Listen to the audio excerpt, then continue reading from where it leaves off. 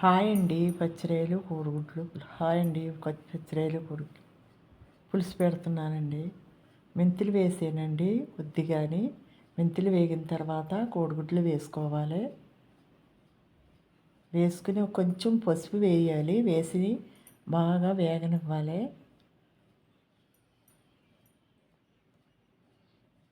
ఒక 2 నిమిషాలు వేగిన తర్వాత సరిపోతుందండి. ఒక 2 నిమిషాలు.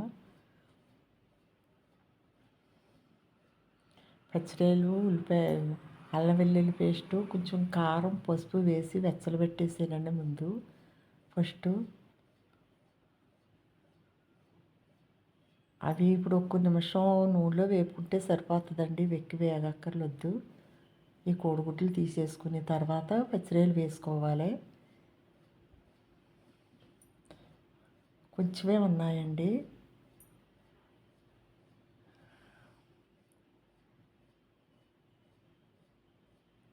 ఈ 2 నిమిషాలు వేగితే సరిపోతుందండి. వేగిన పచ్చిరొయ్యలే కాబట్టి పెద్ద వేగక్కర్లొద్దండి. ఇవి వేగిన తర్వాత ఉల్లిపాయ ముక్కలు వేసేసుకోవాలి. ఉల్లిపాయ ముక్కలు వేసుకుని మూత పెట్టి ఒక 5 నిమిషాలు బాగా మగ్గనివ్వండి.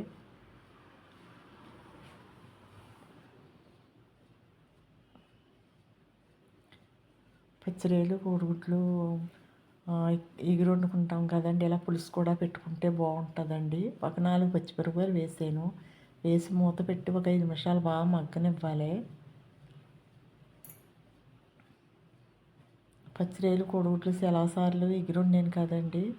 ఇప్పుడు పులుసు పెడుతున్నానండి. చాలా వీడియోలు చూసే ఉంటారు మీరు. పులుసు బాగుంటుందండి. ఎగురు ఎలా ఉంటుందో పులుసు కూడా అలానే ఉంటుందండి.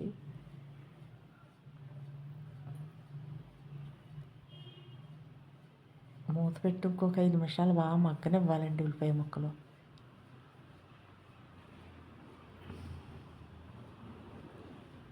మగ్గిపోయినాయండి. ఇప్పుడు కారం, పసుపు ఇందాక కొంచెం వేసాను కదండి కోడిగుడ్లోని. ఇప్పుడు కొంచెం వేసుకోవాలి.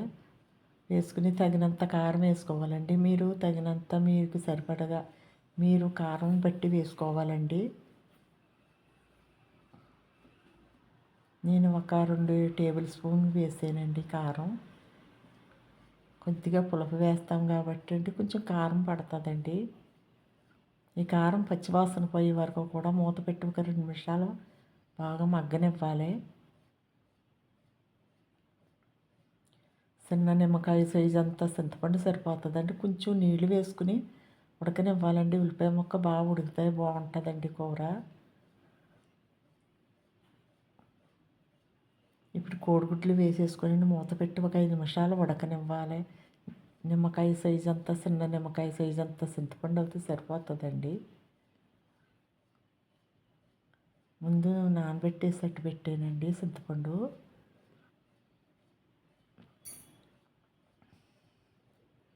ఇంకా ఉడికింది చూడండి. ఇప్పుడు ఇలా ఉడికిపోయాకనండి పులుపు వేసేసుకోవాలి. పులుపు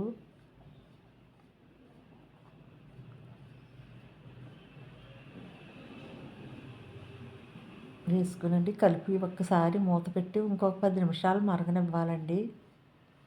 10 నిమిషాలలా మరగనివ్వాలి.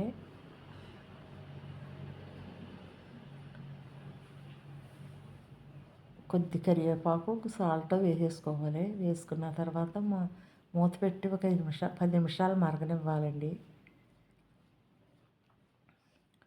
సాల్ట్ సరిపోయిందో లేదో ఒకసారి మూత తీసి మనం చూసుకోవాలండి. నాకు కొంచెం సరిపోలేదండి. మళ్ళీ కొంచెం వేసాను. నూనె పైకి తేలే వరకు కూడా మరగనివ్వాలండి పులుసు. అప్పుడు కూర ఉడికినట్టు తెలుస్తుందండి.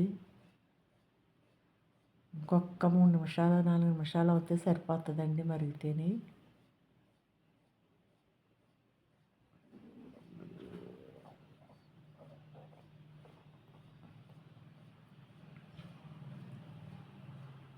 ఒక్క నిమిషాలు సరిపోతుందండి మూత పెట్టి మరగనెత్తేని. అంతే అండి కోడిగుడ్లు, పచ్చిరొయ్యలు పులుసు అండి.